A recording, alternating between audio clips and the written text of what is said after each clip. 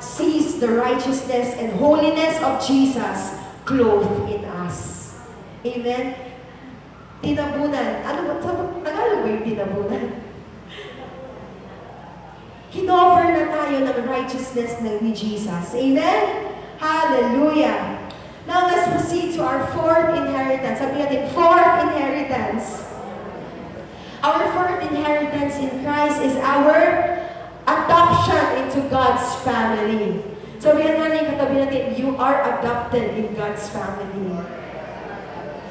Praise Jesus! Hallelujah! In verse 5, it says, He predestined us for adoption to, next slide please, adoption to sonship through to Jesus Christ in accordance with His pleasure and will. Hallelujah! Praise the Lord, because we are adopted into God's family.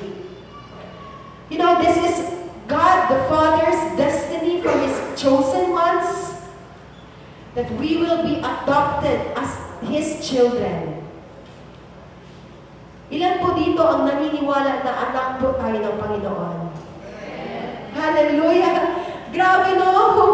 Salita lang siya, anak ako ng Panginoon.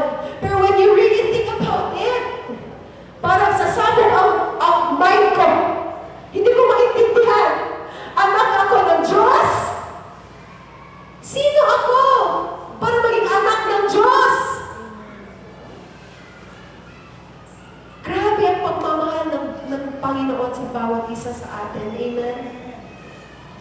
God's plan for us does not only include salvation and personal transformation, but also a warm, confident relationship with Him as our Heavenly Father. Warm, mainit, confident relationship. Hindi yung lukewarm lang or malamig.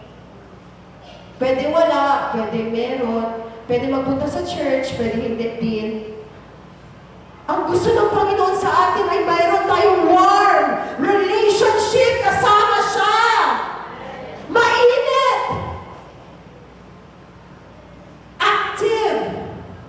Intense relationship. That is our destiny. My brothers and sisters in the Lord, that is your inheritance from the Lord, because you are now adopted into His family.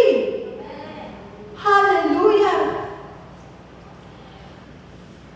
Alam naman natin lahat no, sa law, kahit sa Roman law dati, and even sa law natin ngayon, na whenever a child is being adopted, pag legal na ang mga papel, lahat ng mga mana, lahat ng inheritance ng kanyang bagong pamilya or ng kanyang bagong nanay at tatay ay mapupunta din sa kanya.